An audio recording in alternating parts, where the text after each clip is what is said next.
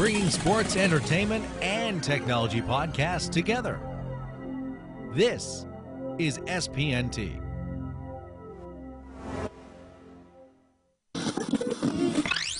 You're listening to the Who-Dey Weekly Podcast.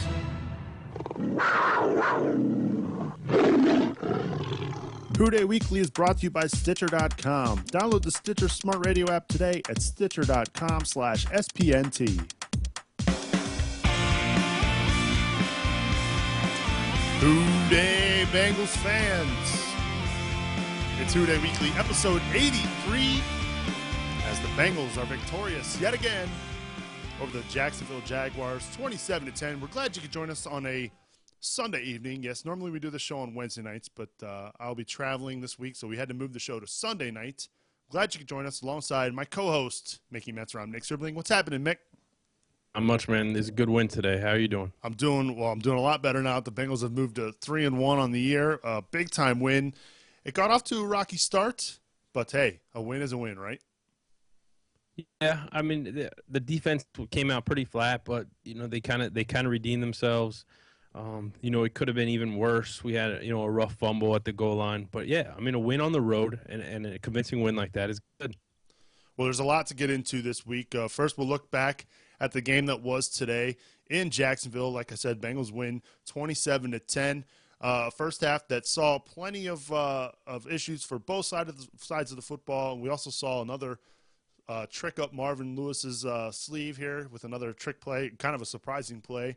And then a tale of a second half. The Bengals seem to really get things going. And then, of course, we'll look ahead to next week's Fish Fry as the Bengals host the Miami Dolphins. Believe it or not, it'll just be their second home game of the year as they take on a Miami team that lost in overtime today to the Arizona Cardinals. If you want to email us, the email is podcast@whodayfans.com. You can also give us a follow on Twitter. We are at Who-Dey Weekly. No Tim tonight. We miss him. He's been a little busy with work and stuff like that, but hopefully we can catch up with him soon. I know he's been real busy. Tim, Who-Dey, and hope you enjoyed the game today. All right, Mick, so the first half, it started with a drive where the defense, they managed to get off the field, and then the first offensive drive, Andy Dalton throws two passes. They were jump passes, and both of them should have been pick sixes, let's be fair. In fact, one of them was an interception, but luckily he fumbled the ball and the Bengals recovered it. It did not look good early for the Bengals. No, and this is another one of those games that I wasn't, concerned that the Bengals were going to struggle against this team, but, the way they started, you're definitely like, man, you're putting yourself in a hole here that's going to be tough to climb out of. That was insane how there was that the interception and then just running with the ball for a defensive guy is a little too much to handle sometimes. He coughs it right back up. I mean, that was a gift. But yeah, I mean, it didn't look good early, but I really think, you're on the road and it just takes some time to adjust, especially for a team this young. Yeah, again, it's those things are going to happen. I don't particularly care for the fundamentals that Andy Dalton showed there, the jump passes. But then again, what are you going to do? You like his aggressiveness, but at the same time, some of those passes, you're just kind of like, what are you thinking, dude? Come on now. Yeah, it seemed like he was forcing it, and it's something that we don't usually see from him, so it's a little surprising. But I definitely think he settled down. I think even I don't know who it was, but one of the announcers even mentioned about his feet, how he was not planting his feet and stepping into the ball, and he was like throwing off his back foot, and it just didn't look like the quarterback we're used to. But again, on the road, pretty young. I think he settled down, and I was really happy with the rest of the game. The announcer, by the way, Rich Gannon, pretty good quarterback in his own right, so he knows when it comes to fundamentals what it takes to succeed in the National Football League. So then we have a kind of a back and forth game.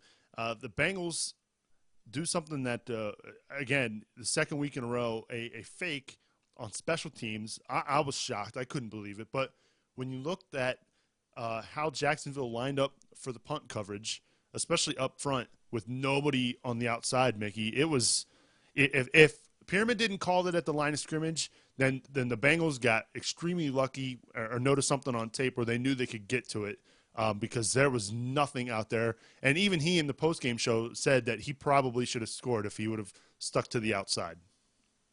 Yeah, I mean, perfect. You know, the play was set up perfect, and I was wondering at the time if they had seen something on tape.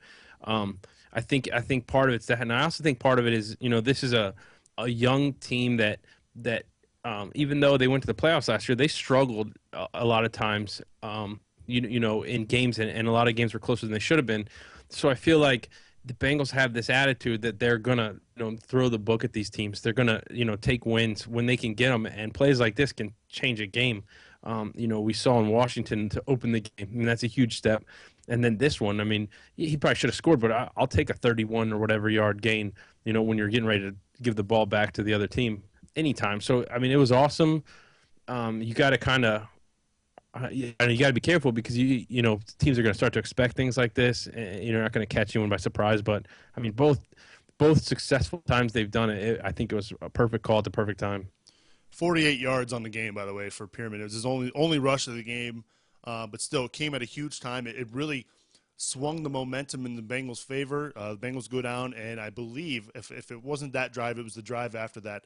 Chris Presley scores his first touchdown as a Bengal, a pass from Andy Dalton, and that's a tough catch. I mean, the ball was behind him. He had to turn around and get to it, and that's not easy to do for a short, fat guy.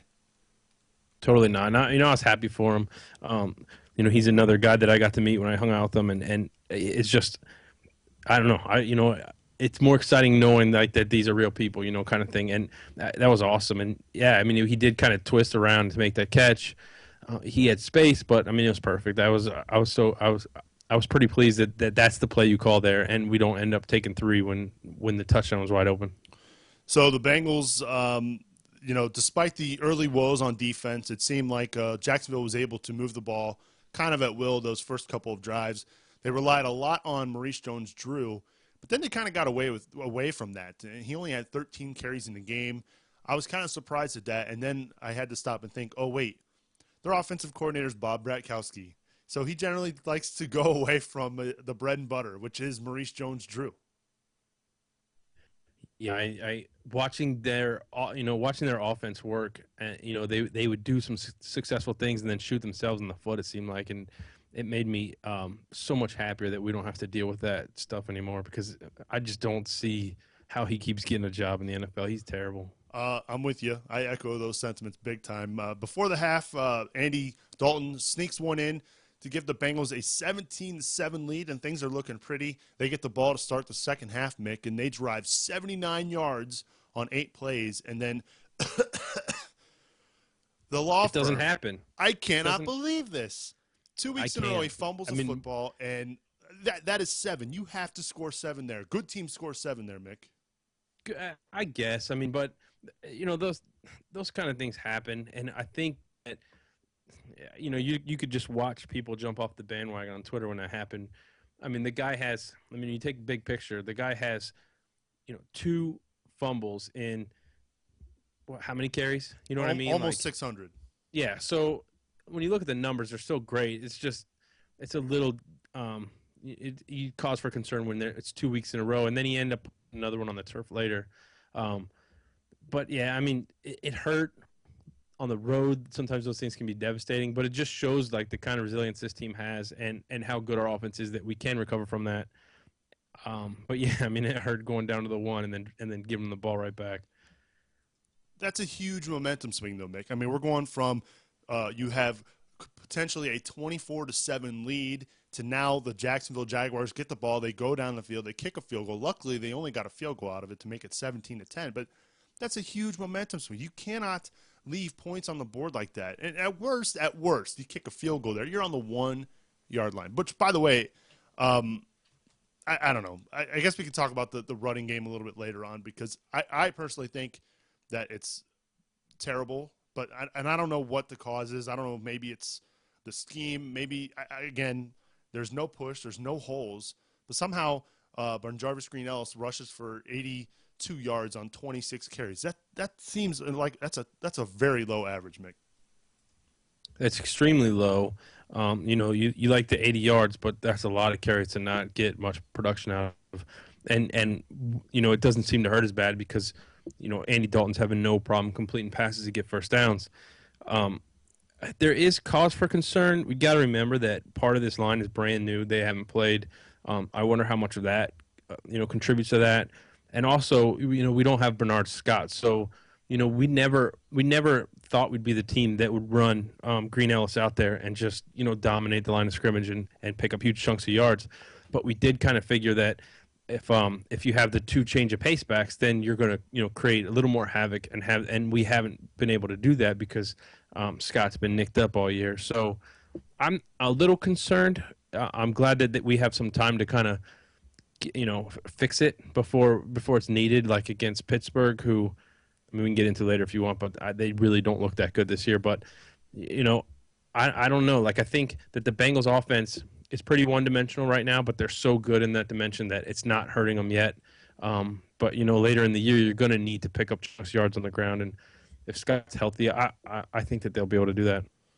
I mean, granted, you do like the 26 carries, and historically, under Marvin Lewis, when a running back has over 20 carries, Mickey, it generally means that the Bengals do win. But what you don't like is the minus in the turnover battle, which they were today. Part of that due to Dalton's interception, but that the Bengals did get back. But at the same time, you don't like the fumbles at the one. You don't like the lack of a push from the O-line. They're protecting Dalton, which is important too. But I'd like to see them get more of a push and open up some holes for the guys. I mean, it just seems like they're getting hit as soon as they're at the line of scrimmage, which isn't good to me. But we can talk about that a little bit later. Let's move on.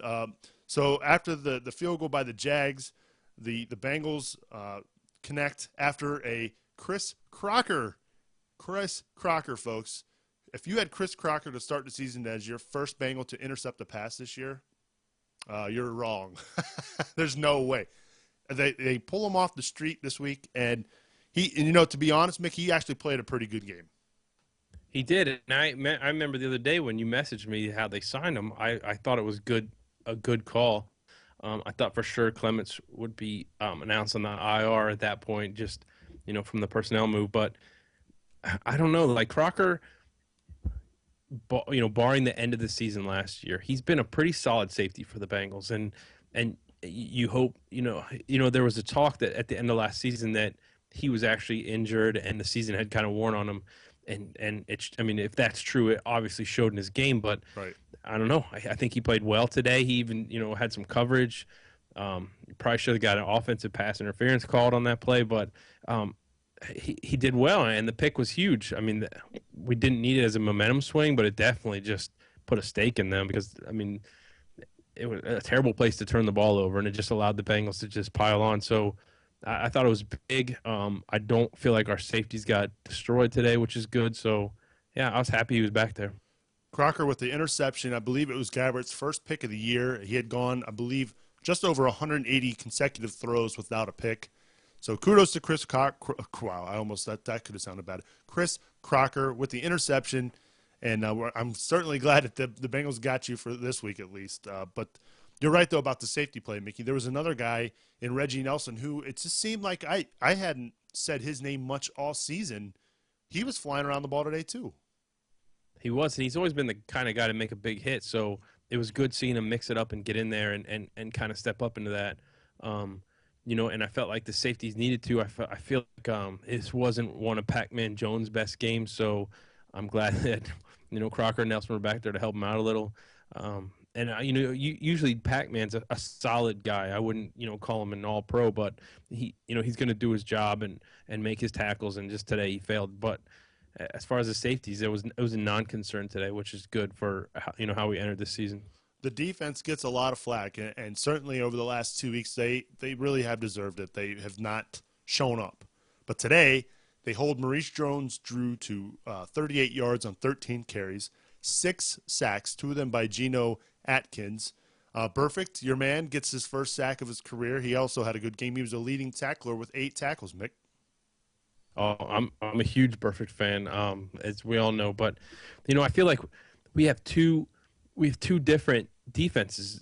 Like we have our defensive line, who I think are just outstanding, playing incredible, and then everyone else behind them. Our linebackers, they're struggling. Malaluga is just constantly in the wrong position and missing his tackles or making the tackle 10 yards downfield, which is not the place your middle linebacker is supposed to be making its impact.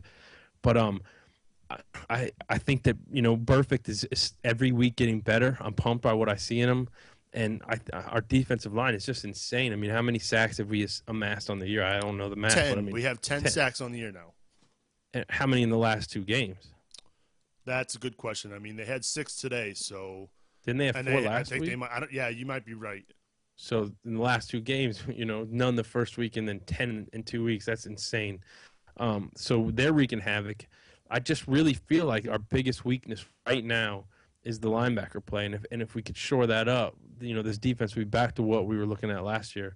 And I think by stopping Jones-Drew, whether that was the genius of Burkowski or some of the schemes we threw at their offense, was a big step. So I don't know, like it seemed like we were getting beat for big chunks of yards, but then when you look at the score and the final numbers, the Bengals actually held their own. It was a good game all around. Yeah, it was a good game. For all 3 phases, I think they played well. Huber had a good punt. The coverage for everybody, for all the special teams, I thought was excellent. Of course, when you can get a fake punt for 48 yards, you'll take it. But, hey, Bengals, once again, victorious, 27-10 now. That's 3 wins in a row, Mick. And now they're looking ahead next week. They've got a big game against the Fish, which we'll touch on in just a minute. Just a reminder, you can rate and review the show on iTunes. Hey, we'd love to hear your feedback, whether it's good or bad, so make sure you hit us up. Big news for the podcast. I know Mickey's really excited about this news right here. The Podcast Awards, they start in just a little under 3 hours. That's right, midnight, October 1st. The Podcast Awards open up. We would love for you to go out and nominate the podcast. We were a finalist last year in the sports category.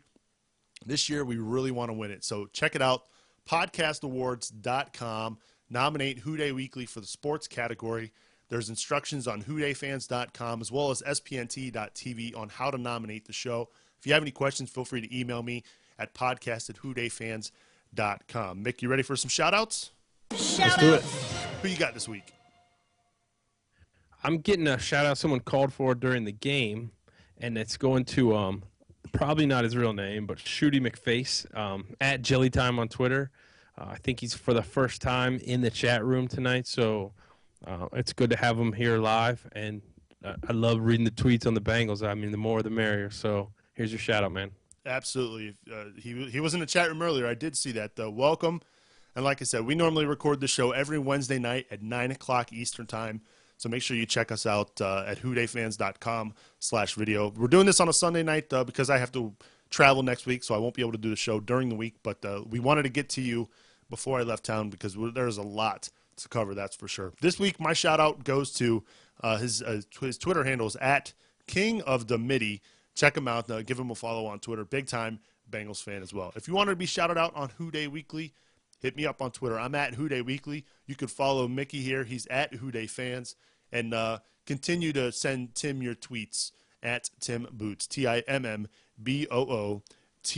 All right, Mickey, so let's look ahead. The Miami Dolphins coming to town next week. I know you're excited. You're a season ticket holder. Although, nope, there won't be a home game for the Reds. They'll be out of town because they clinched the second spot. So we know that'll be going on. But you'll be excited to go down to Paul Brown Stadium next week to see the Dolphins. Not this week, man. I'll be out of town. So burn. I'll have to be watching them, from Nash Vegas. But I think that this is another winnable game. I don't remember our prediction show, but I remember amassing a ton of wins at the front part of the schedule. Yeah.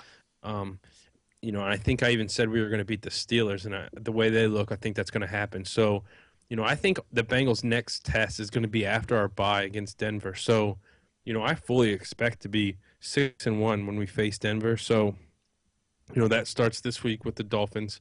They actually played a good game today against the undefeated Cardinals. I didn't see the end. I thought they were going to win, but then I know that it went into overtime, and the Cardinals got some sort of turnover and then won with a field goal. So, the Dolphins played tough today, but I don't think they're that good of a team. So I fully expect, the homecoming as it is for the Bengals is going to be a butt kicking for the Fish. So, I guess I can do my score. This is going to be rough, but I'm going to say, the Bengals 34, the Dolphins 17. I think they're going to double them up at home. The good news for the Bengals, the Miami Dolphins lost to the New York Jets. What does that tell you? The Jets are terrible. The Jets are. I think they had 140 yards of offense today. Now, granted, they're talking about switching to Tebow. They were going up against the 49ers, who are a good football team. Let's give them that credit. But, yes, absolutely. You're right. You wouldn't expect them to win that game, but 140 yards. They didn't have a play longer than 15 yards, I don't think. Like, that's just an offense that is just terrible, struggling. And, they have two starting quarterbacks. Let's just call it what it is. Right. I would say that Tebow is every bit the quarterback that Sanchez is, proven himself to be. So I don't know. Like the network's already trying to make it a story, and which I think is funny. I was actually watching the game day recap on the NFL Network. A little side note, and the main host was saying, "Is this the story right now in the NFL?" And both the ex-NFLers were like, "No, I mean." You're talking about a backup quarterback on a terrible team. It's not the story, but, it's definitely something that, if Tebow gets the start, it's going to be the story. And I think maybe they should make the change. I mean, Sanchez hasn't done much there except, be mediocre enough to let that defense keep him in games, and get him into the playoffs. But I have no confidence in that guy. This isn't a Jets podcast, but. Right. I kind of want to. I'd like to see Tebow play. But what we're saying though is that this Miami team lost to this very bad Jets team. Now, take from whatever you want from that, whatever you want. But today, Ryan Tannehill threw for 431 yards, Mickey, against a pretty good Arizona Cardinals defense. Yeah, that's a surprising stat. And I think he is a good quarterback. He's another young quarterback, and I think right now from what I can remember, I've never known, the NFL to have this many young starting quarterbacks doing as well as they are, which, says a lot about how the colleges are prepping these guys. But, right. Like Dalton, he came into a rough situation, I'd say, and he's doing pretty well for what he's faced with. I just don't think the rest of the team around him is something like, the Bengals had last year with that incredible defense. So, yeah, I expect he'll get yards because our defense is giving up yards, but I do think the Bengals are going to, be solid at home, and I think they'll double them up, like I said. They are stout against the run, the Dolphins are, but then again, I don't know Arizona to be a rushing first offense. When you have guys like Michael Floyd and Larry Fitzgerald, kind of tough to really focus on running the football. They only had 28 rushing yards today against the Dolphins, and that is also a game that that went into overtime. So, the running the football the Bengals might want to work on that this week because again, 28 yards is awfully low. And when you consider that offensively, just passing the ball, Kevin Cobb only had 269 yards passing. So this defense for the Dolphins isn't bad. The question is going to be whether or not Mike Zimmer is going to be able to confuse Tannehill enough to force him into some turnovers, some bad throws, and you always have that X factor back there in Reggie Bush. If he's healthy, he's lethal. He is, and it seems like he's running better this year than he has in a while. So, it could be interesting. And I do think that every week the Bengals defense is getting better, and I think one of the things, like we showed today, that the Bengals really can do well to these young quarterbacks is get pressure on them and force them to make decisions or force them to throw the ball before they're ready. I think that's a lot of that's why, Gabbert struggled so much today is because, people were around him the whole time. And I think that if you do the same thing against the Dolphins, you're going to get that same sort of, bad decision making. I didn't watch the full game. I don't know if the Cardinals had pressure. The Cardinals they're the type of defense they can rely on their secondary, so they may not have been rushing. They may have just been doing more cover defenses. So it'll be interesting. But yeah, Bengals be home, so I'm excited. I'm excited for that game. Just looking at the stats, Mick, and Reed in our chat room said Hartline had like 250 yards. He's absolutely right. 12 catches, 253 yards today, with a long of 80. Devon Best had 7 catches for $123. Now, we talked about Arizona having a pretty good defense. It didn't really show today, but they still managed to get the win. But Miami, that does concern me that you have 2 capable wideouts, especially when you consider our secondary is banged up as it is. That is, just looking at those numbers, is pretty scary. It is.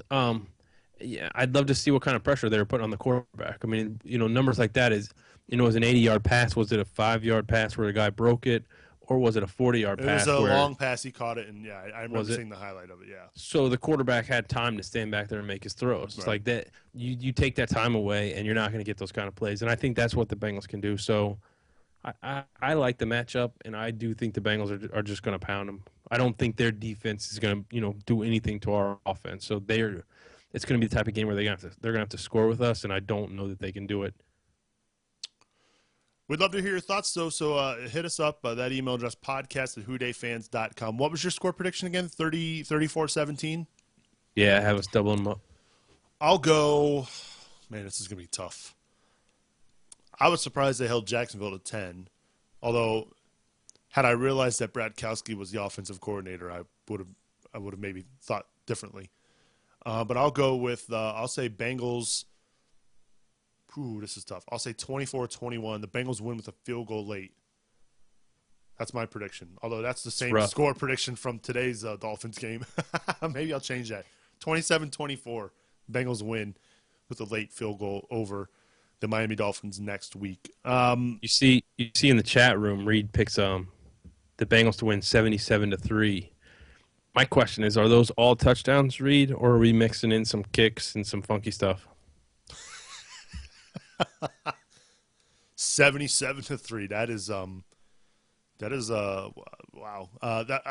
I'll wager with you, Reed, that if the Bengals score 77 points next week, I will record the next episode of Who-Dey Weekly shirtless.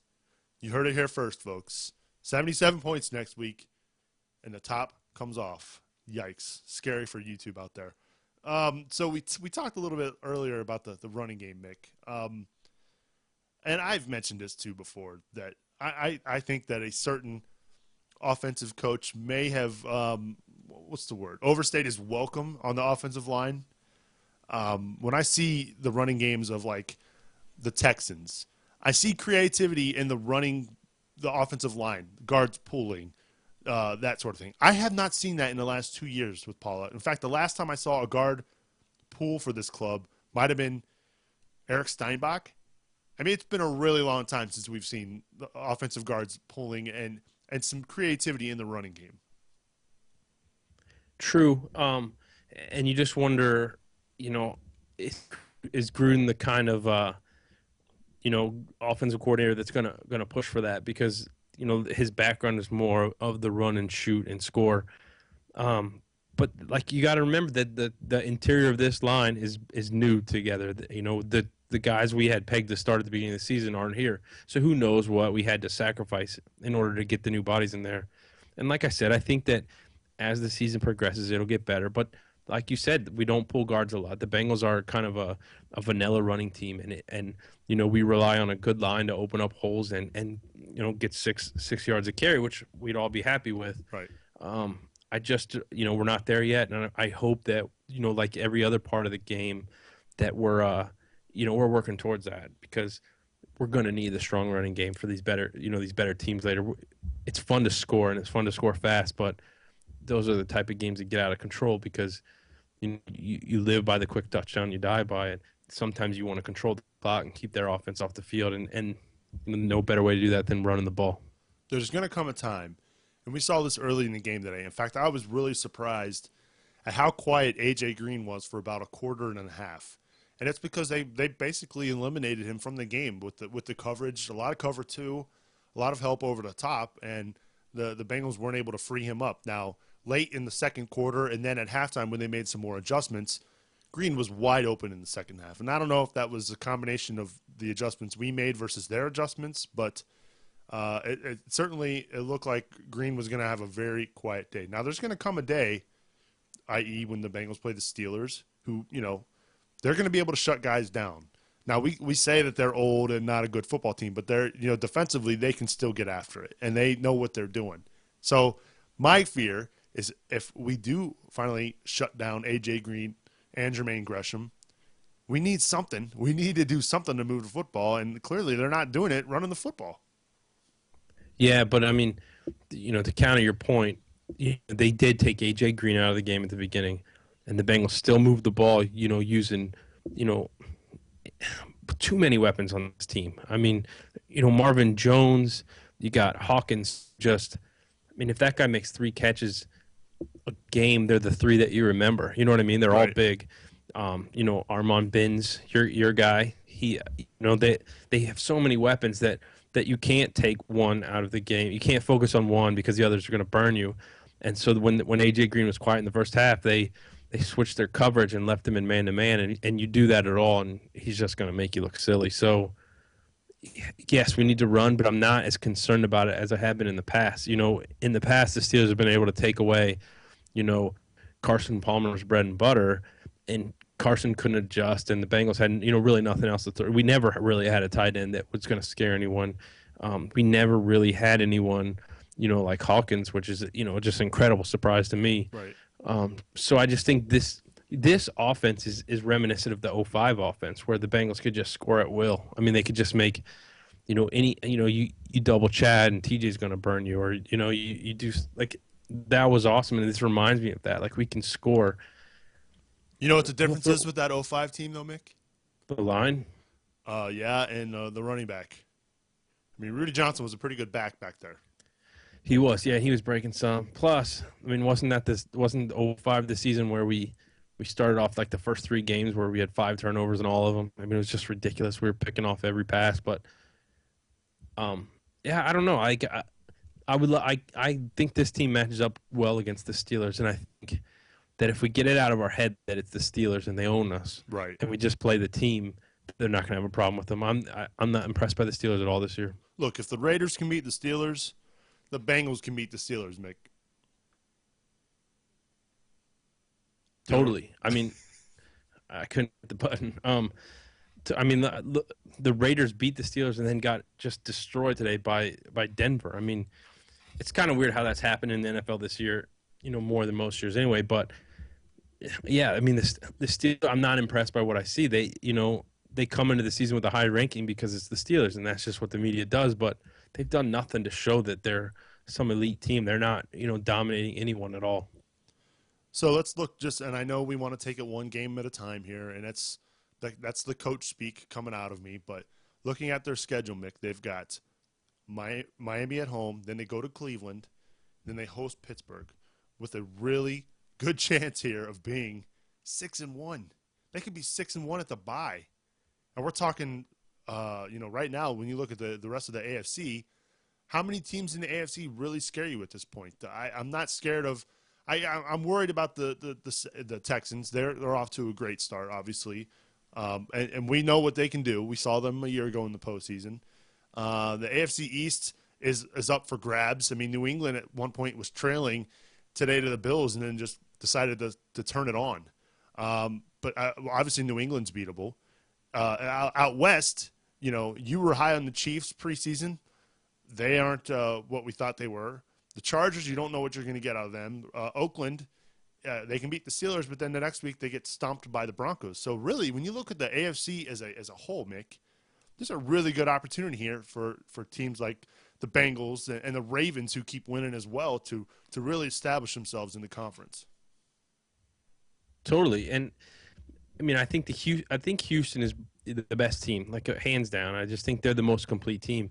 The Ravens, after the first week, a lot of people put them up there, but then look, they barely beat the Browns. The Browns had a really good chance to tie that game off at the end of the game, and so it's the parity is huge, but it's also like any of these teams can take off, can knock the other one out at any time. So yeah, I mean, the Bengals why aren't the Bengals in that mix? I mean, they're gonna I have a feeling that they're gonna be in the running all season, and it'll be interesting to see, what teams come out of the dust at the end for the postseason, because the Bengals, they look at times just as good as any other team out there, except maybe the Texans. Well, and we talk about it, and we've talked about it. It seems like every week, and we mentioned it before the season started, that their schedule up front was really easy. It's towards the back end where we're going to see what this team is made of. And now, as the season has played out over the first 4 weeks, That schedule in the second half doesn't look as daunting, especially when you consider a lot of those games still left to be played at home. I mean, they've only played one home game so far here in the first 25% of the season. Back-to-back road wins for the Bengals, which in itself is huge because historically the Bengals don't do well on the road. You'll take back-to-back road wins, and now here we are with a chance over the next couple of weeks to really put the pace out there, get ahead of teams like the Steelers, who you know they'll get it together, Mick. Right now they don't look good, but they'll get it together eventually. Hopefully it's after October 21st when they play each other at Paul Brown. Yeah, I mean, I had them losing to the Chiefs. The Raiders looks winnable. The Chargers looks winnable. The Eagles looks extremely winnable. I mean, they're a struggling team. So, yeah, I mean, the strength of schedule thing in the beginning of the season is always a joke because you never know how strong a team's schedule is. You're basing it on last year, too. Right. Now, the Bengals schedule doesn't look as daunting as it did before. And if they win the games they're supposed to, beat the Steelers at home, you're going into Denver. You're going into the Denver game, which is at home after a bye week at 6-1. So, I'll take that. Oh yeah, for sure, absolutely, you'll take that. But yeah, hey, again, we don't want to stress looking ahead too much because Miami is a daunting task. You have to beat the Dolphins. You're coming off 2 road wins. I like this young team. I like where they're headed. Got to keep the focus. Marvin Lewis is doing a hell of a job. Got to get them focused for Miami. Stop Reggie Bush. You might stop the Dolphins, although Ryan Tannehill, fantastic game today for the Dolphins in a losing effort. I am stoked. Can't wait to see the Bengals play next Sunday.